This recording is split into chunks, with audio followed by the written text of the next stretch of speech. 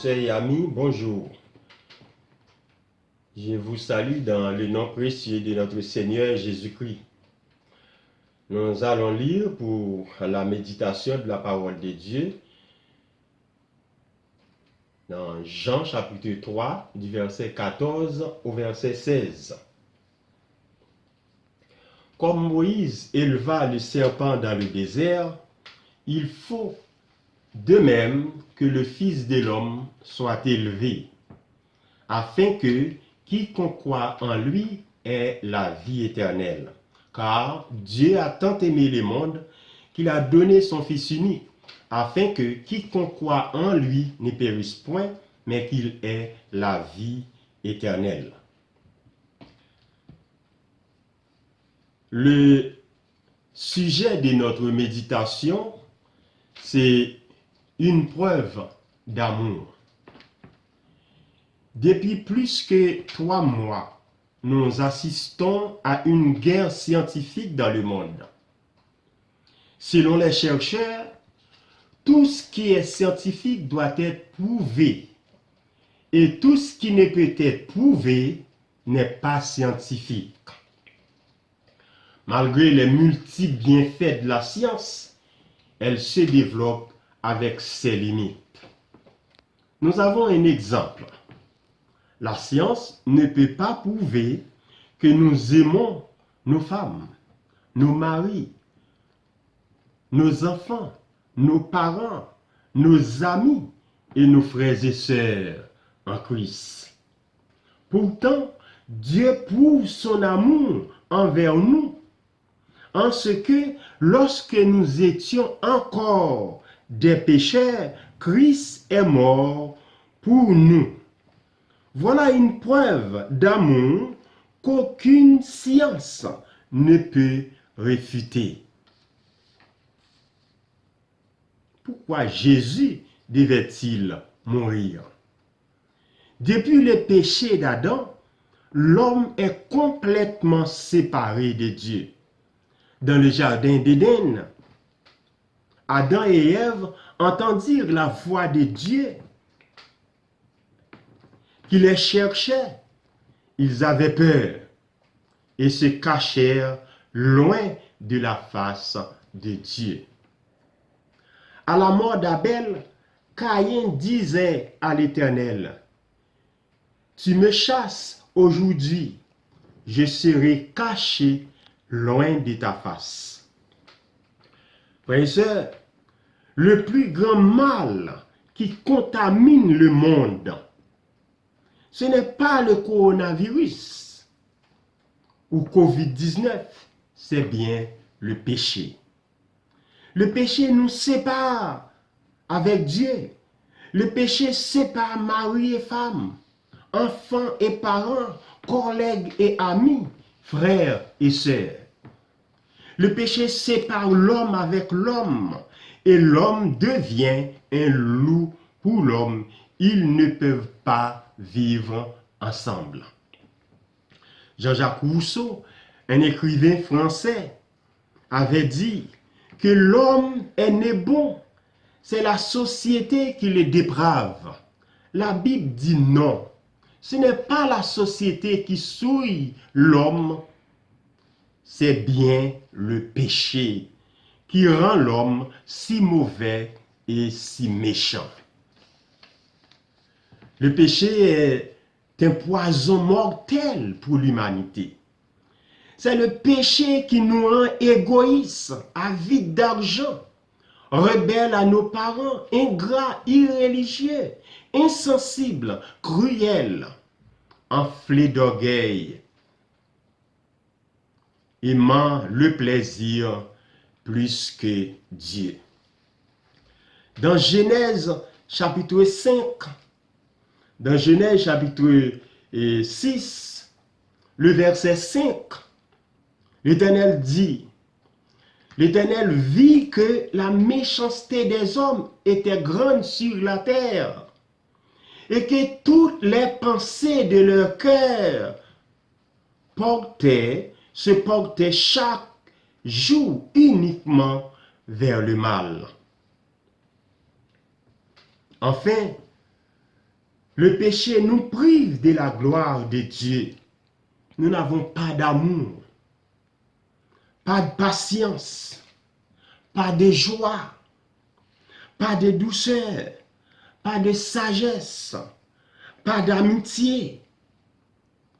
Dans le psaume 14, le verset 3, le verset 2 et verset 3, l'Éternel du haut des cieux regarde les fils de l'homme pour voir s'il y a quelqu'un qui soit intelligent, qui cherche Dieu. Tous sont égarés, tous sont pervertis.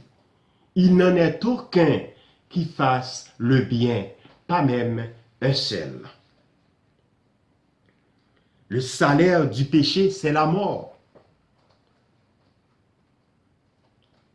Et cette mort est une séparation éternelle d'avec Dieu.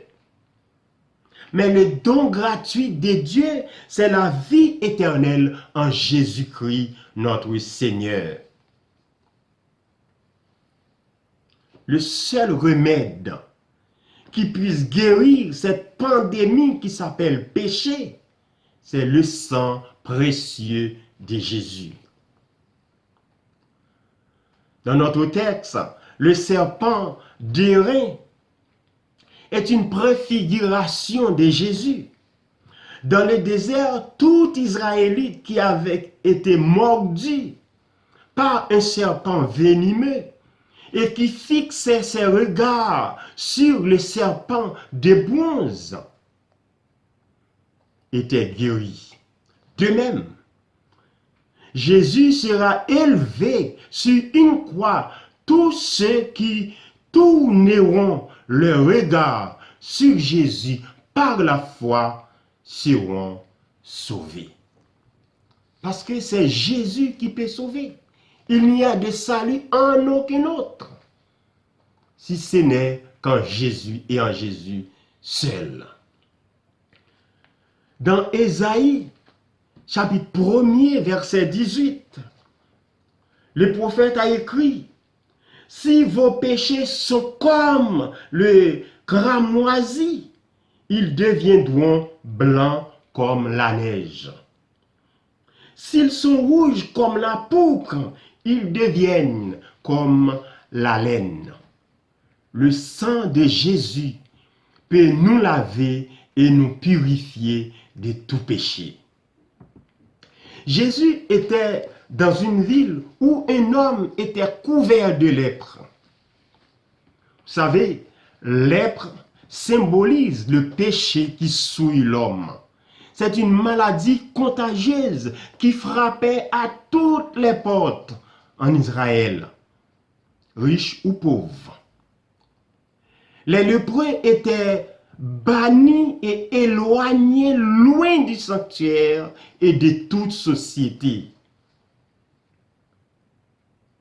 Cet homme lépreux, ayant vu Jésus, tomba sur sa face et prie: Seigneur, si tu le veux, tu peux me rendre pur. Jésus le toucha et dit: je le veux, sois pur. Aussitôt, l'homme est purifié. Une femme était malade depuis 12 ans. Aucun spécialiste ne pouvait rien faire. Elle a rencontré Jésus et depuis, elle est guérie. Parce que le Fils de l'homme est venu chercher et sauver ceux qui étaient perdus. Si les scientifiques ne peuvent pas prouver les découvertes, Dieu a prouvé son amour en envoyant son Fils unique, Jésus-Christ, mourir sur la croix pour nous réconcilier avec lui. Dans Ésaïe 53, verset 5, il était blessé pour nos iniquités, brisé pour nos péchés. le châtiment qui nous donne la paix est tombé sur lui. Et c'est par ses meurtrissures que nous sommes guéris. Oui, le sang de Jésus peut tout effacer. Comme par un seul homme, le péché est entré dans le monde. Et par le péché, la mort. De même, par la grâce et la justification venant d'un seul homme, Jésus-Christ, le salut éternel est offert à tous les hommes.